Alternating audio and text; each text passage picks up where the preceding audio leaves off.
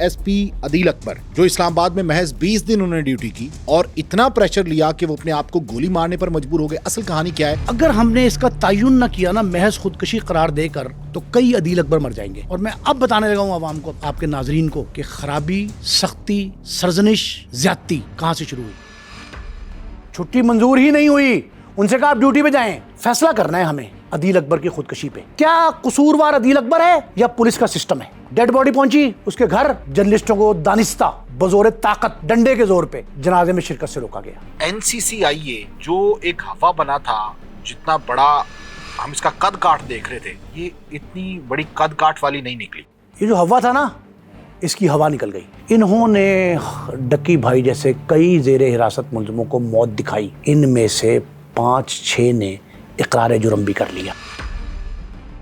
S P اسلام آباد عدیل اکبر کی مبینہ خودکشی, پولیس پر پریشر اور بالخصوص PSP کلاس کے پریشر کے حوالے سے بات کریں گے. اور اس کے ساتھ ساتھ NCCIA کے بہت سے لوگوں پر مقدمات درج ہو گئے کہ جو ڈکی بھائی کے کیس کی تفتیش کر رہے تھے, اس میں ڈکی بھائی کا کوئی ہاتھ ہے یا پھر خود ان لوگوں کی کمزوری ہے. ان تفتیشی افسران پر الزام ہے کہ انہوں نے رشوت لی. عروب جتوئی کی مدعیت میں مقدمہ درج کر لیا گیا ہے اور ان کو عدالت میں بھی پیش کر دیا گیا ہے. اسی پر بات کریں گے. ہمارے ساتھ موجود ہیں نعیم مصطفیٰ صاحب. اچھا نعیم صاحب, ایس پی عدیل اکبر جو اسلام آباد میں محض 20 دن انہوں نے ڈیوٹی کی اور اتنا پریشر لیا کہ وہ اپنے آپ کو گولی مارنے پر مجبور ہو گئے. اصل کہانی کیا ہے؟ پولیس تو کہہ رہی ہے, پوسٹ مارٹم میں بھی یہ آیا ہے کہ انہوں نے خودکشی کی ہے, اپنی جان خود لی ہے. خودکشی نا کوئی سپر آف دی مومنٹ نہیں ہوتی کہ فوری آدمی نے فیصلہ کیا گولی مار لی. اس کے بھی حالات مشکوک ہیں, لیکن 3 DIG صاحبان پر مشتمل جو کمیٹی تھی,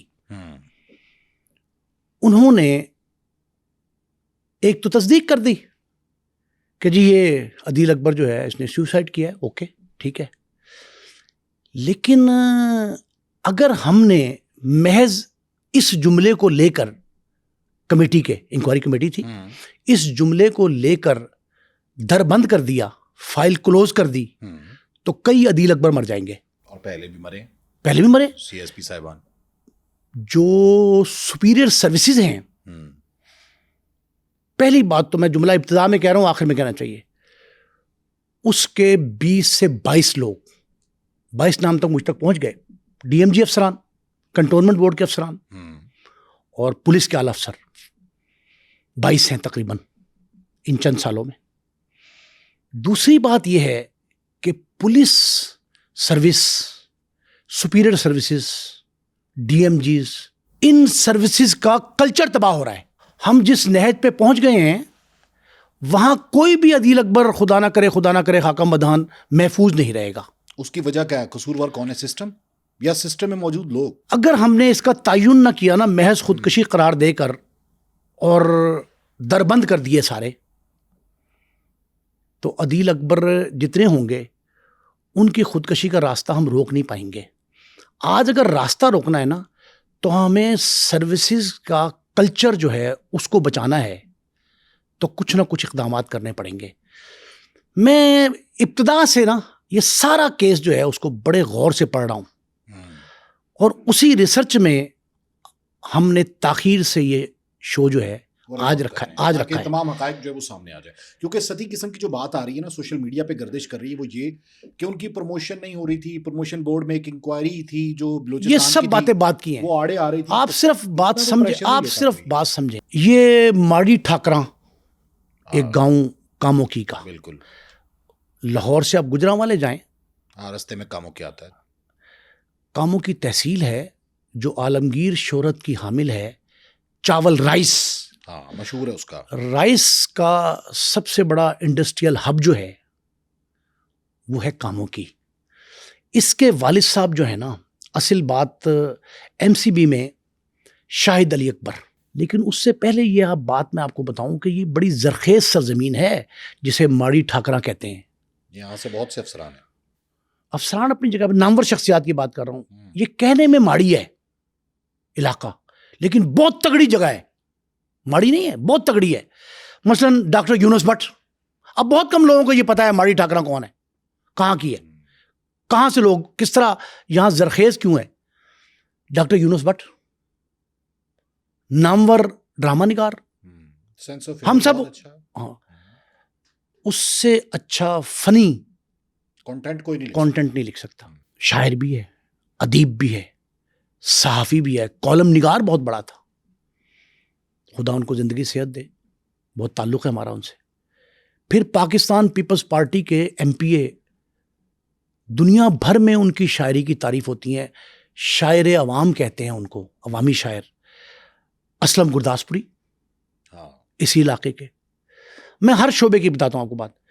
ایک نامور مذہبی اسکالر, اچھا ثاقب رضا مصطفی کا بھی ماڑی سب یہیں کے ماڑی ٹھاکراں کے ہیں. میں سارے پورے کاموں کی بات نہیں کر رہا, پورے کاموں کی میں تو بہت نامور لوگ بھی رہے ہمارے سینئر. ماڑی ٹھاکراں کی بات کریں جہاں کے رہائشی تھے عدیل اکبر. عدیل اکبر, ان کے والد شاہد علی اکبر حبیب بینک کے افسر تھے. یہ وہاں سے سی ایس ایف میں پیور ہوتے ہیں. اور میں اب بتانے لگا ہوں عوام کو, آپ کے ناظرین کو, کہ خرابی, سختی, سرزنش, زیادتی کہاں سے شروع ہوئی. یہ سی ایس ایف میں پیور ہوئے, اس نے ٹاپ کیا, ٹاپر تھا یہ. 35 نمبر کم کر کے اس کو سیکنڈ پوزیشن پہ کیا گیا. پہلی زیادتی بتا رہا ہوں, 35 نمبر کم کر کے ان کو سیکنڈ پوزیشن پہ لایا گیا پاکستان میں. اب آپ پہلے ہی زیادتی سن لیں. پہلی زیادتی کیا ہے؟ انہوں نے آپٹ کرنا ہوتا ہے, اپنی سویٹ ویل دینی ہوتی ہے. انہوں نے سویٹ ویل دی پولیس, ٹاپر تھے, پولیس دی. اب پولیس بیوروکریٹس کی نظر میں سیکنڈ آپشن ہو سکتا ہے. ڈی ایم جی گروپ وہ چاہتے ہی ہیں, بہتر سمجھا جاتا ہے. پریویلیج کلاس کون سی ہے؟ D M G. انہوں نے کہا پولیس تو جس کمیٹی نے انٹرویو لینا ہوتا ہے ان میں 99% کی غالب اکثریت کس کی ہے؟ ڈی ایم جی آفیسرز کی. انہوں نے کہا کہ یہ بندہ تو پولیس کو نمبر 1 ترجیح پہ رکھ رہا ہے. آپ نے ترجیحات دینی نا, فرسٹ, سیکنڈ, تھرڈ, فورتھ. یہ انہوں نے پہلے بھی کوئی امتحان دیا سی ایس ایس کا.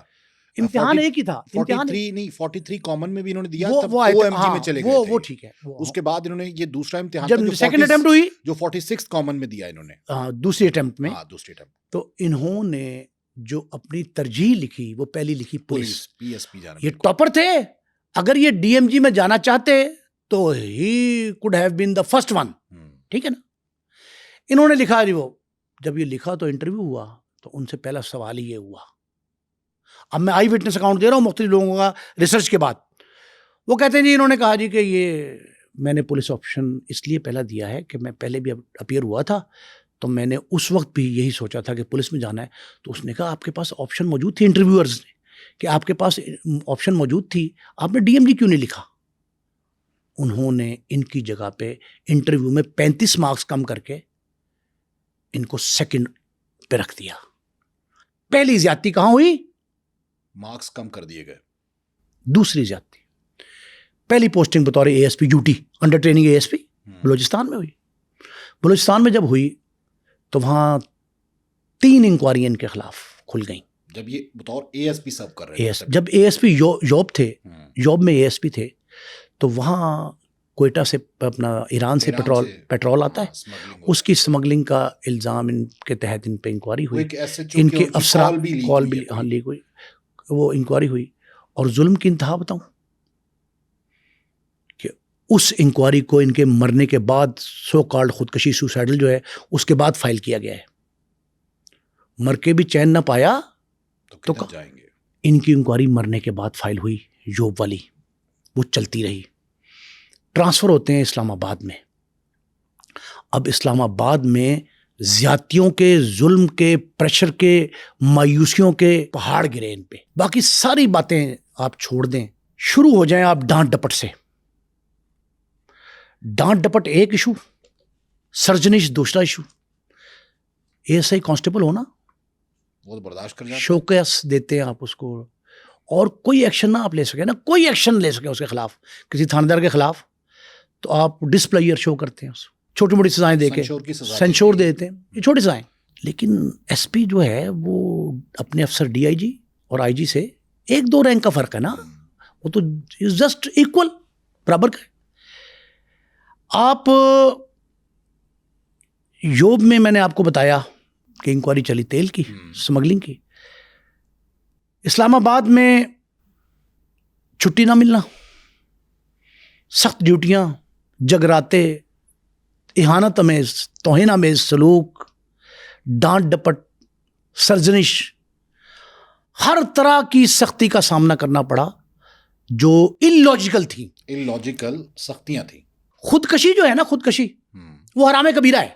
بالکل ہے. کہتے ہیں پتہ نہیں ہلتا خدا کی مرضی کے بغیر. بالکل ٹھیک ہے. تو اگر پتہ اللہ کی مرضی کے بغیر نہیں ہلتا تو گناہ کبیرہ کیوں ہے؟ صرف اس لیے کہ خدا نے 4:27 پر عدیل اکبر کی موت کا پروانہ جاری کیا تھا.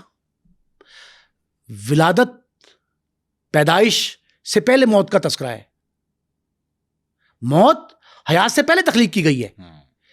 اللہ نے 4:27 پہ وقت لکھا تھا.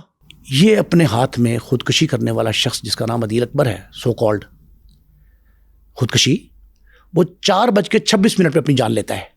وہ جو ایک لمحہ اللہ کا عطا کردہ تھا وہ اس نے خدا کی ریٹ کو چیلنج کیا ہے. اوکے، اب آپ پوری بات سنیں ذرا اس کی.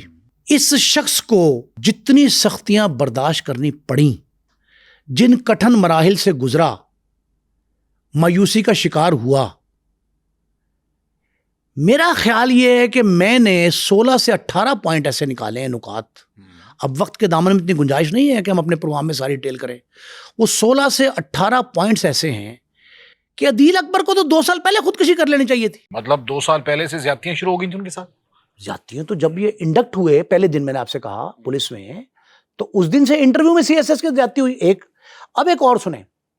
ہم یہ گفتگو اس لیے کر رہے ہیں کہ کوئی نیا عدیل اکبر اس کا شکار نہ ہو. یہی ہے نا معاملے. اب لیٹسٹ ایشو کیا ہے؟ عدیل اکبر ڈینگی کا شکار ہوئے تھے یہ کچھ دن پہلے، ڈیتھ والے 4 دن پہلے، 3 دن پہلے. رخصت ڈالتے ہیں. رخصت نہیں ڈالتے. بری بات سنیں.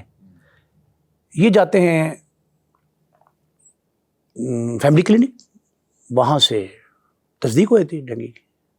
یہ وہاں سے جاتے ہیں DIG کے آفس میں اور وہاں جا کے درخواست دیتے ہیں. اب اس درخواست کا بھی فیصلہ ہونا چاہیے کہ وہ درخواست کتنا سفر طے کر کے کتنے دن چلتی رہی. PSP افسر جو ہوتے ہیں نا، یہ سفیشینٹ ہوتا ہے کہ فون پہ اطلاع کریں، وائرلیس پہ کہیں I'm not feeling well. Dengue تو مرضی ہے، ایسا ہے کہ you should stay at your home.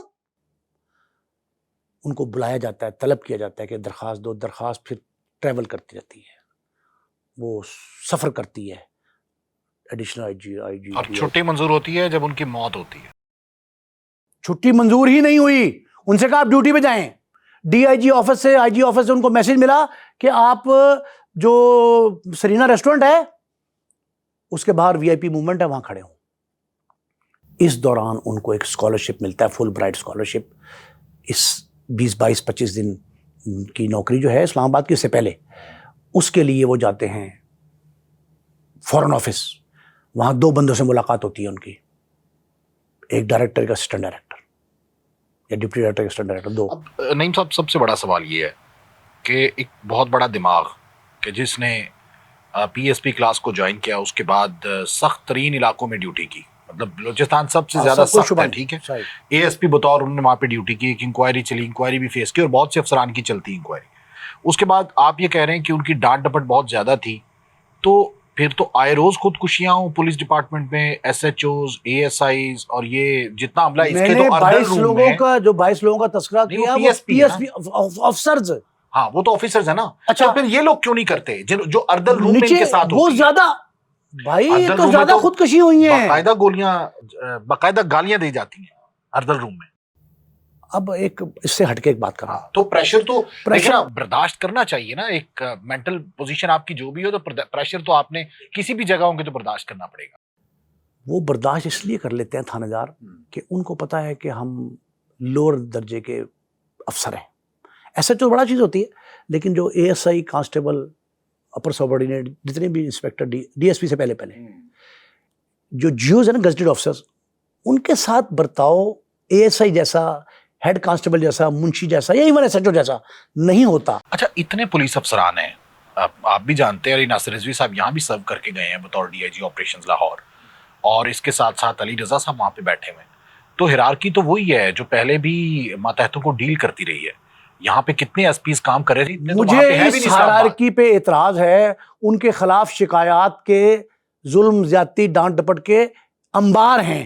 علی ناصر رضوی صاحب. سارے جتنے وہاں اسلام آباد میں اعلیٰ افسر تعینات ہیں جو اس کی خودکشی کہہ رہا ہوں میں مان رہا ہوں اس کے ذمہ دار ہے. اب ایک جملہ سنیں آپ میرا. فیصلہ کرنا ہے ہمیں عدیل اکبر کی خودکشی پہ. میں ڈی آئی جی کی رپورٹ پڑھ لوں تو اس میں 3 دفعہ پڑھا میں نے. اس میں لکھا عدیل اکبر قصوروار ہے. ذرا غور سے سنیے, آپ کے ناظرین کی انفارمیشن کے لیے کہہ رہا ہوں. رپورٹ کا 100% لب لباب کیا ہے کہ عدیل اکبر خود قصوروار ہے. اگر عدیل اکبر قصوروار ہے تو میں یہ ماننے کو تیار نہیں. خودکشی مان لی میں نے. اس کو آپ نے فیصلہ کرنا ہے عدیل اکبر کی موت پہ کہ کیا قصوروار عدیل اکبر ہے یا پولیس کا سسٹم ہے, کلچر ہے. You have to choose, you have to decide one thing کہ یا عدیل اکبر قصوروار ہے یا پورا سسٹم قصوروار ہے. اب سسٹم قصوروار کیوں ہے؟ اسی وجہ سے سب کچھ چھپایا جا رہا ہے. اچھا, ابھی چھپایا جا رہا ہے سب کچھ. ڈیڈ باڈی پہنچی اس کے گھر, جرنلسٹوں کو دانستہ بزور طاقت ڈنڈے کے زور پہ جنازے میں شرکت سے روکا گیا. کچھ تو ہے جس کی پردہ داری ہے. خاموشی کیوں ہے؟ پہلی بات, آپ کو پتا ہے کہ خودکشی ہو تب بھی, اور اس لیول کا شخص, انکوائری بھی اس کی ضروری ہے, ایف آئی آر درج ہوتی ہے. مجھے آپ بتائیں ایف آئی آر کہاں ہے؟ ایف آئی آر کے بغیر پوسٹ مارٹم نہیں ہوتا. پوسٹ مارٹم رپورٹ کہاں ہے؟ وہ جے آئی ٹی بنا دی اس لیے. اس کی تو رپورٹ آ گئی 3 حرف کی کہ سوسائڈ ہے, ختم. جو مطلب اچھا, آپ کے خیال میں سوسائڈ کا ذمہ دار کون ہے؟ ہاں, یہ بتانے لگا ہوں.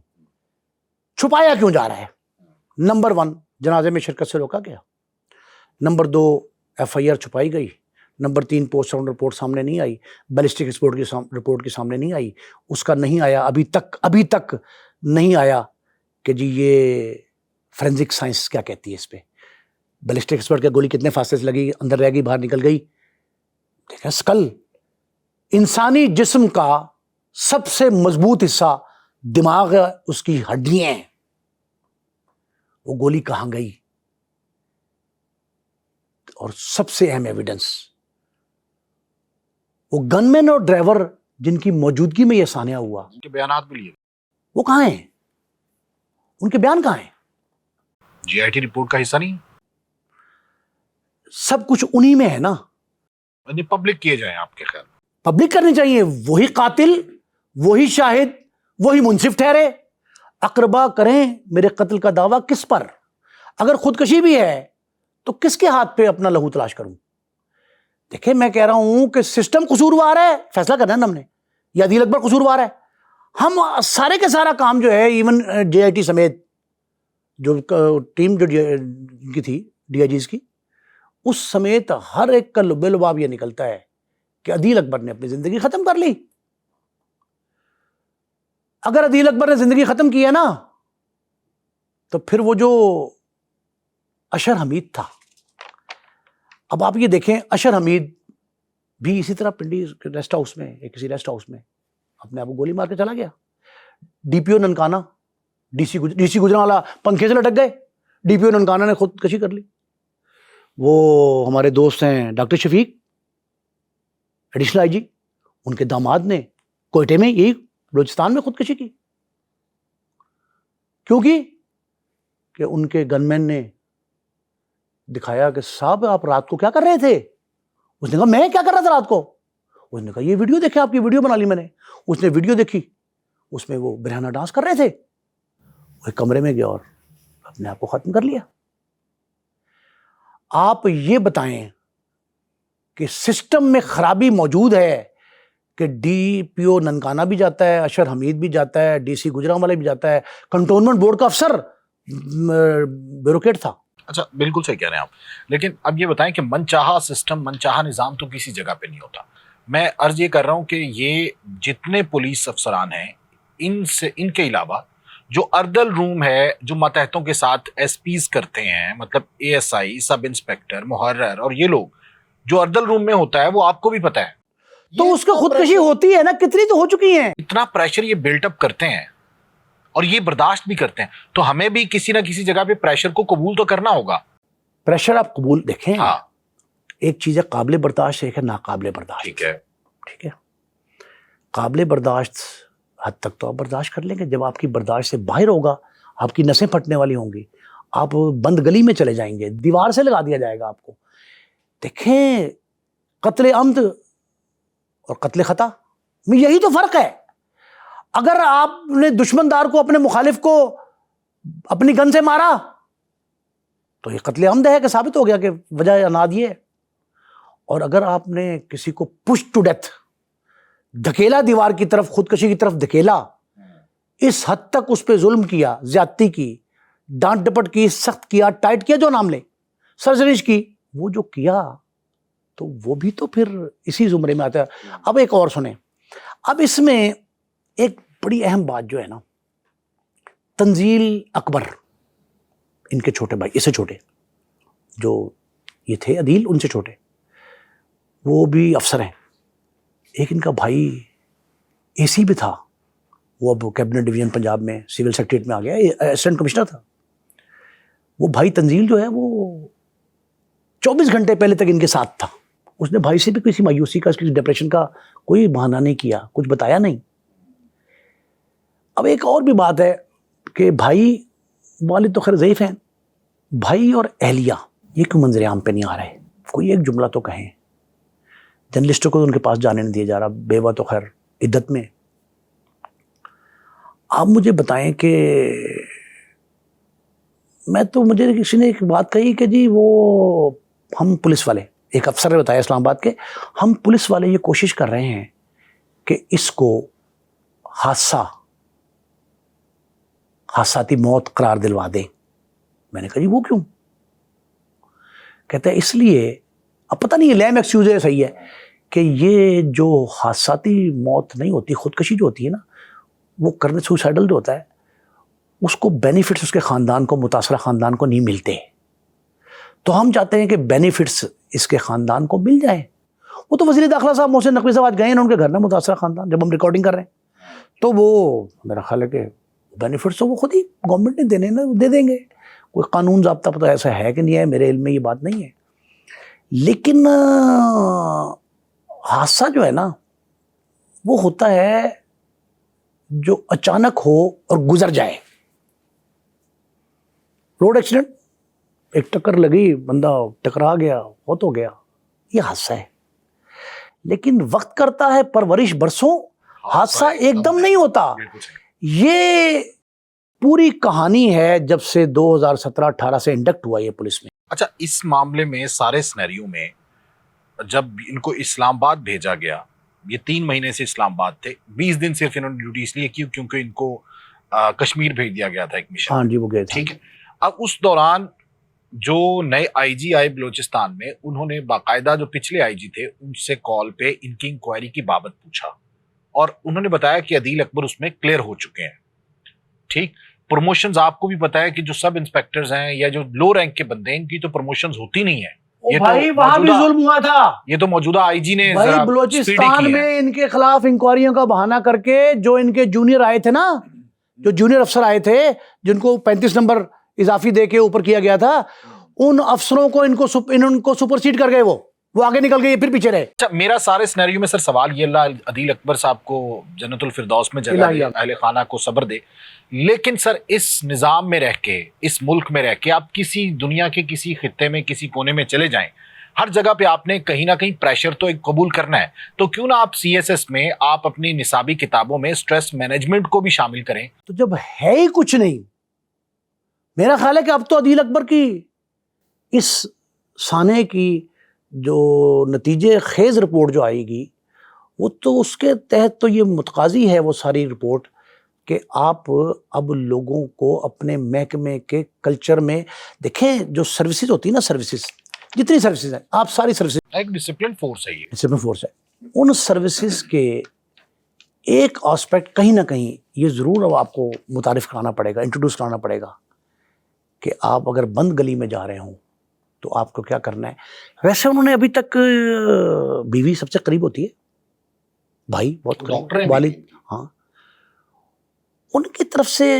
اچھا, پھر جو آپ کے بیچ میٹ ہوتے ہیں پولیس میں, سے آپ سوترا کی بات کرتے ہیں، کسی نے نہیں کہا کہ نہیں، وہ، لیکن اکثر بیچمنٹ کہتے ہیں کہ ایسا ہو نہیں سکتا. عدیل بہت خوش اخلاق بندہ تھا، جو اتنا ٹاپر ہے، فل برائٹ اسکالرشپ ملا وہ اس کو. کہتے ہیں کہ جب ہمیں کوئی مشکل ہوتی تھی ہم عدیل سے پوچھتے تھے، جس اور عدیل کنسلٹنسی بھی کرتا تھا، ان لوگوں کی راہنمار کرتا تھا، ان کو گائیڈ کرتا تھا جو لوگ سی ایس ایس کرنا چاہتے تھے. ٹھیک ہے، تو وہ کیسے خودکشی کر سکتا ہے؟ یہ سوال تو ہے. لیکن دوسری سائڈ پہ یہ سوال کرنا، اس کو مشکوک کر دینا کہ خودکشی نہیں لگتی، نہیں یہ خودکشی نہیں، یہ نہیں. ہاں، خودکشی کی وجوہات یعنی کیا ہیں؟ مجبور کیا گیا خودکشی پہ. اچھا اب آپ چلیں مجھے بتائیں، ایک بات زیر بحث ہے. کال جب وہ کھڑے تھے سرینا ہوٹل کے سامنے، ایک کال آئی ہے گرین بیلٹ پہ ایک کال آئی، وہ کال سی ڈی آر سے، وہ کال ڈھونڈنا مشکل ہے کوئی؟ بالکل نہیں مشکل، بالکل صحیح کہہ رہے ہیں. کیوں نہیں کو مان رہا؟ اب جس کی تھی اور جو اس نے کہا وجہ موت بن اور سکتی. اسی کے بعد تو یہ کام ہوا ہے. یہ بالکل صحیح کہہ رہے ہیں آپ کہ اس کال کو ٹریس آؤٹ کرنا مشکل نہیں ہے پولیس کے لیے. ایک اور مشکوک بات، وہ گارڈ ان کا گن مین جو آگے بیٹھا تھا فرنٹ سیٹ پہ، وہ یہ کہتا ہے کہ صاحب نے مجھ سے کہا ذرا دکھاؤ اپنی گن. حالانکہ صاحب کے پاس پسٹل تھا، خود اپنے پسٹل سے کیوں نہیں؟ اور اس میں ایک اور بات، اس نے کہا جی کہ میں نے صاحب کی طرف دیکھا، صاحب مجھے کہتے ہیں کہ وہ دو، اشارہ کر کے، تو میں نے جو ہے نا اس میں سے وہ نکال لی، ہاں میگزین نکال لی. میگزین نکال لی. بھئی اسے کون سا الہام ہوا؟ اس نے کیوں میگزین نکالا؟ کیا خدشہ تھا اس کو کہ یہ مار لے گا اپنے آپ کو؟ یہ کیوں نہیں بات بتائی جا رہی پبلک کو؟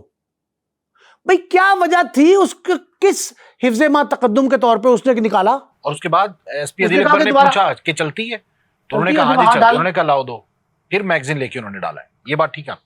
تو یہ کیوں ہوا؟ بہرحال اس کی تحقیق جو ہے وہ ہونی چاہیے، اور نہ صرف اس لیے کہ پبلک کو پتا چلے، اس لیے تاکہ ڈپارٹمنٹ سافٹلی جو ہے وہ آگے بڑھ سکے. یہ بات آپ ٹھیک کر رہے ہیں. دوسرا ایک بہت بڑا میں ایک اہم بات جو کہہ رہا ہوں کہ اگر ہم نے سروسز، بڑا جملہ بول رہا ہوں لیکن محتاط، سروسز کلچر کو بچانا ہے، اگر ہم نے سروسز کلچر محفوظ بنانا ہے، کسی نئے عدیل اکبر کے سانے سے دو چار نہیں ہونا، پولیس کا مورائل بوسٹ کرنا ہے، مایوسی کے سائے ختم کرنے ہیں، اور اس سے بھی بڑھ کے اعتماد جونیئر افسروں کا اعلی افسروں پہ قائم کرنا ہے. ہمیں اپنے رویے بھی بدلنے ہیں، طور طریقے بدلنے ہیں. ڈانٹ ڈپٹ سرزنش ایڈمنسٹریشن کا ایک حصہ ہے، ایک خاص شدت کے ساتھ، مخصوص محدود طریقوں سے. اگر ہم ہر روز ہر چوراہے پہ خوف کے سائے جو ہیں ان کو ڈیلیبریٹلی پھینک کے چلے جائیں گے، بھاگ جائیں گے، مطلب انارکی کی طرف جا رہے ہیں کہ جب ہر بندہ خوف میں مبتلا ہے. یہ کبھی این سی سی آئی اے کا خوف، اب تو خیر این سی سی آئی اے خود خوف زدہ ہو گئی ہے. اتنا بڑا سکینڈل سامنے آیا ہے کہ چودھری سرفراز کی، جنہوں نے ڈکی بھائی کو پکڑا، اور ان کی پوری ٹیم، شعیب ریاض وغیرہ، تقریباً 8 لوگ ہیں جن پر ایف آئی آر جو ہے وہ درج کر دی گئی ہے، اور ایک بندے کو 109 میں بھی ڈال دیا گیا. یعنی خود سرفراز صاحب ہمارے پوڈ کاسٹ میں نے جب ان کے ساتھ کیا تو انہوں نے کہا کہ میں سرپرائز دوں گا رجب بٹ کو، میں ان سب کو سرپرائز دوں گا، میرے بچے محفوظ رہیں، میں ملک پاکستان میں یہ گند پھیلانے نہیں دوں گا.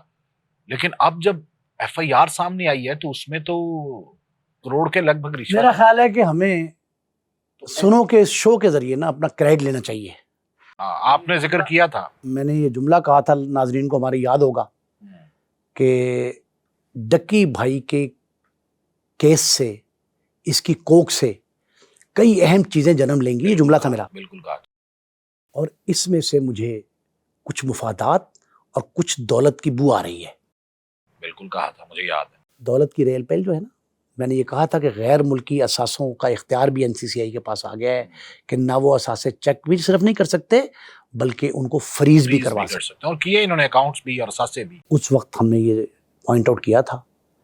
اور جب سرفراز چودھری یہاں سے ٹرانسفر ہوئے اسلام آباد، اور انہوں نے یہ جملہ کہا تھا، خود آ کے وضاحت دی تھی انہوں نے گروپ میں صحافیوں کے لیے کہ میں چھٹی لی ہے، میں سسپینڈ نہیں ہوا یا کچھ نہیں ہوا. اور آپ نے یہ کہا تھا کہ حشمت کمال بڑے اپ رائٹ آفیسر ہیں. میں نے یہ جملہ بھی کہا تھا کہ حشمت کمال جو ہیں وہ کمال کے افسر ہیں. جملہ کہا تھا کمال کے افسر ہیں، اور ان کی ناک کے نیچے کوئی شخص کرپشن کر جائے یہ نہیں ہو سکتا، اور وہ چھوڑتے نہیں ہیں اسے.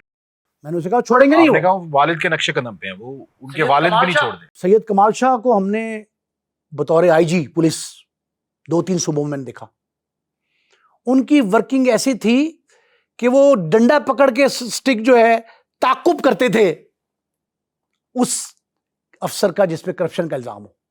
تو یہ بھی تعاقب کر رہے ہیں. پورا تعاقب کیا. انہیں پہلے ان پہ ایک الزام تو رشوت کا ہے نا, یہ اور ہے.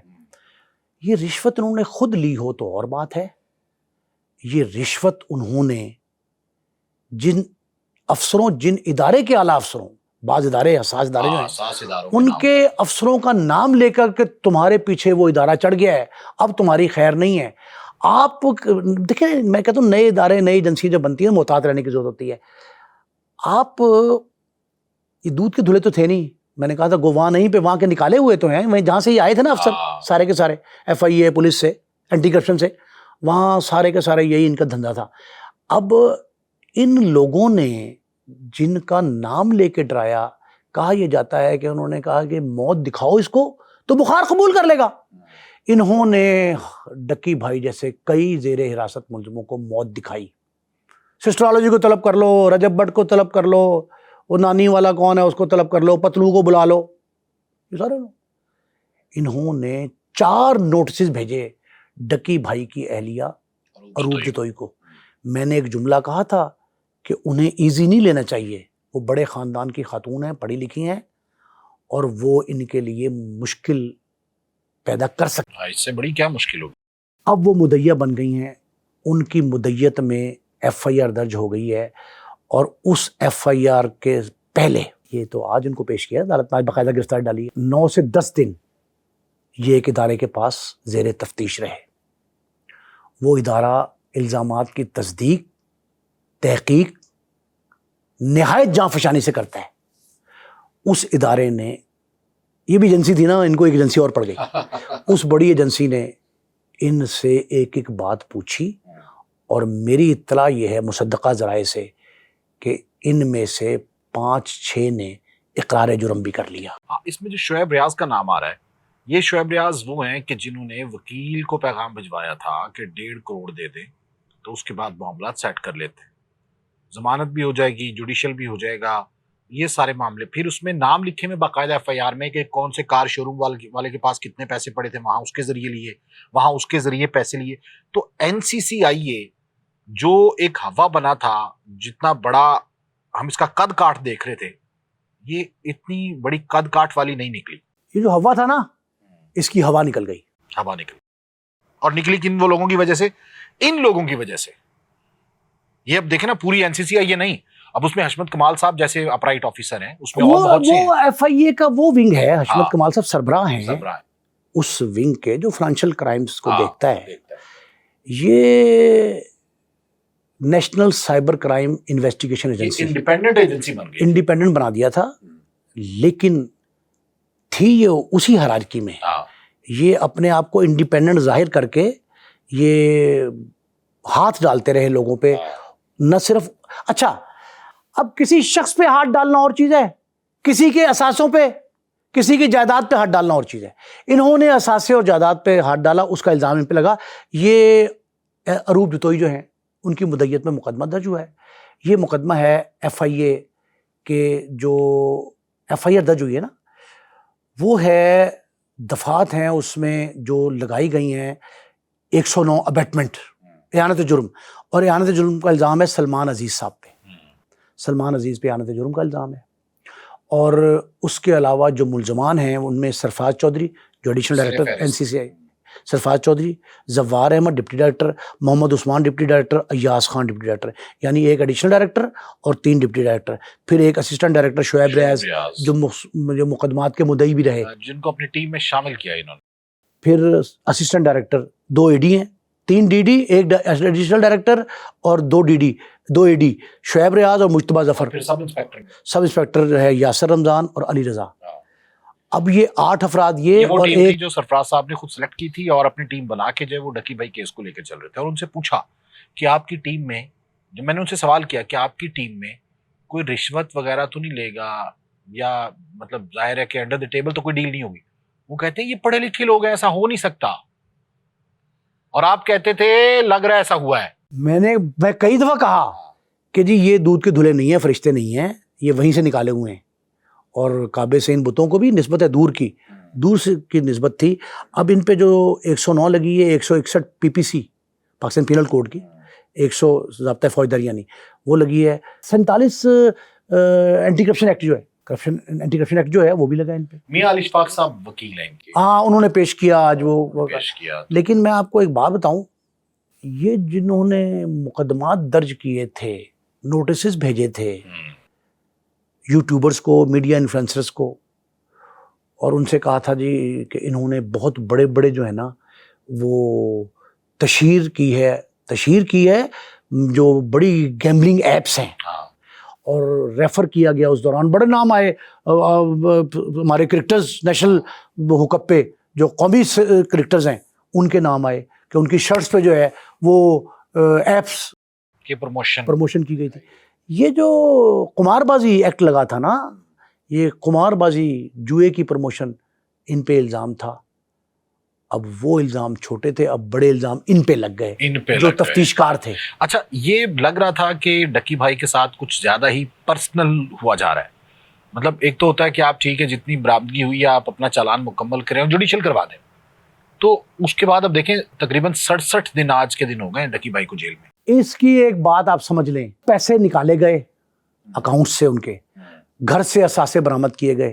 عروب جتوئی نے یہ کہا ہے نا, 1 پائی کی ریکوری سرکاری طور پہ ریکوری میمو میں فرد مقبوضگی نہیں درج, اس میں درج نہیں ہوئی. یہ ان پہ الزام ہے, لیکن یہ تصدیق ہونی باقی ہے کہ جی کیا انہوں نے اپنی جیبوں میں ریکوری رکھ لی یا خزانے میں. جب ظاہر ہے ابھی دفاع میں جب ان کے وکیل دلائل دیں گے تو پھر پتہ چلے گا.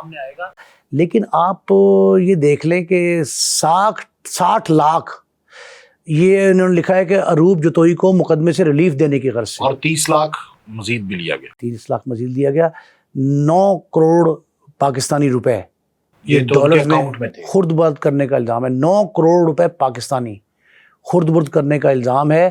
یہ ہے جی 326420 یعنی 32,64,020.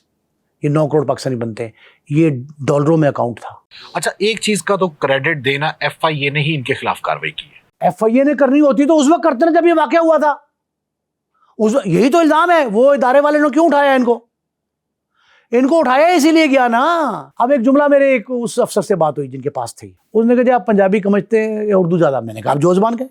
اس نے کہا پنجابی میں سمجھ لیں کہ ات چکی سی. اب جب آپ اتنا حد تک چلے جاتے ہیں تو پھر کچھ خدا کی بھی لاٹھی بے آواز جو ہے وہ حرکت میں آتی ہے.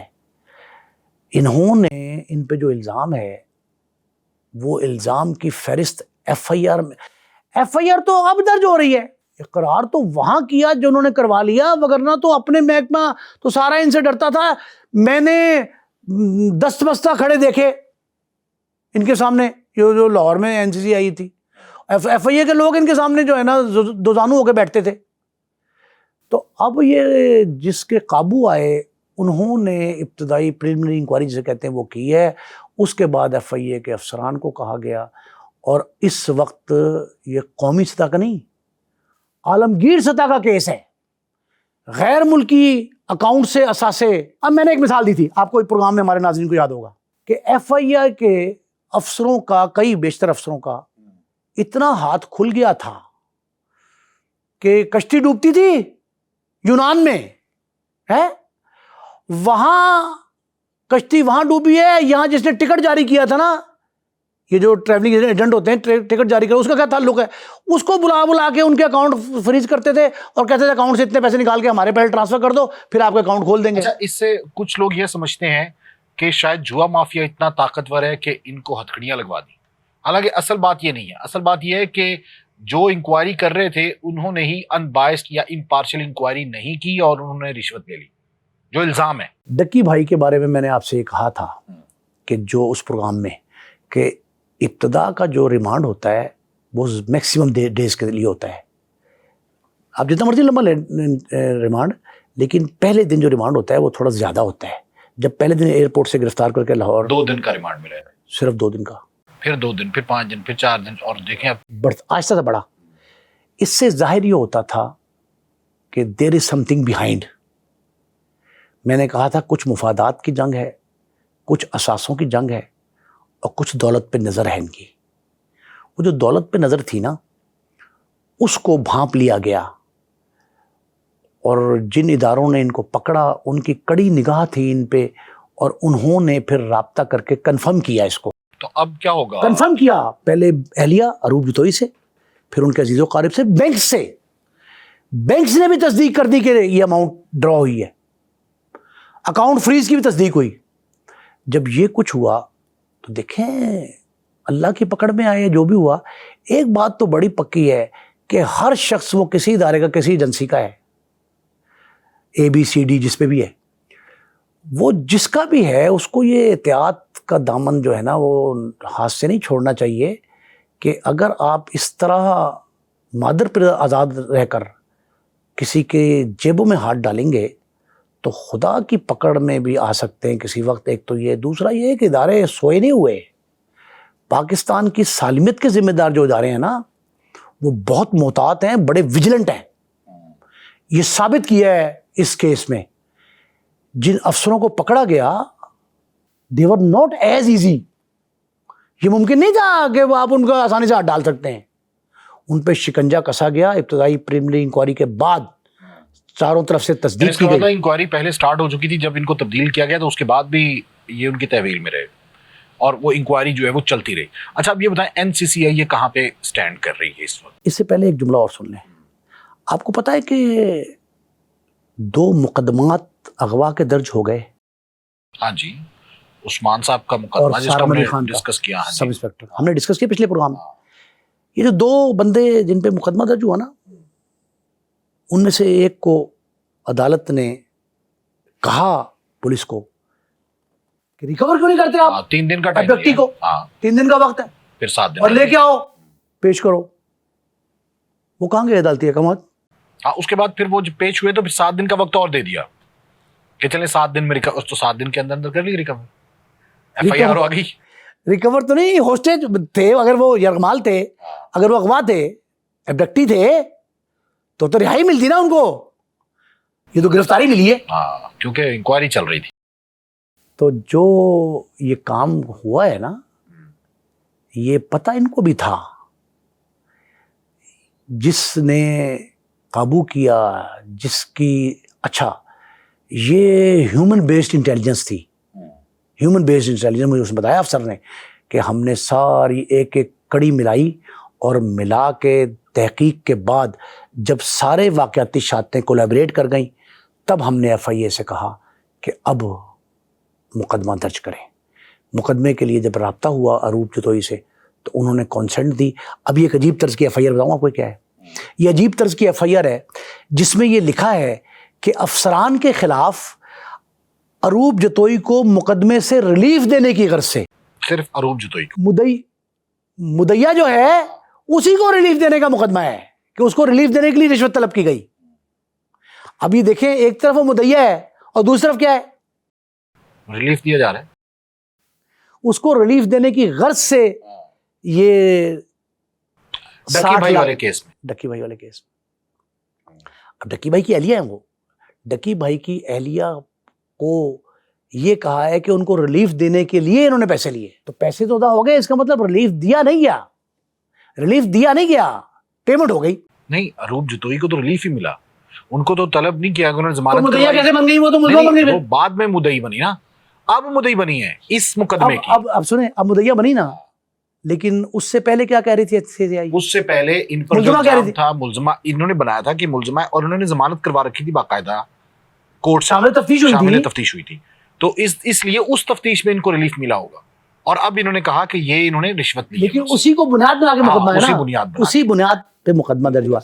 اب یہ مقدمہ جو ہے نا اس کی تفتیش بھی وہ افسران کریں گے جو بڑے اپرائٹ ہیں. ہم نے حشمت کمال صاحب کی ایک مثال دی تھی آپ کو. FIA بھرا پڑا ہے دیانتدار لوگوں سے, لیکن زیر زمین ہے, وہ خاموش ہیں, اور وہ خاموشی جو ہے بڑے طوفان کا پیش خیمہ, وہ پیش خیمہ ہو رہا ہے.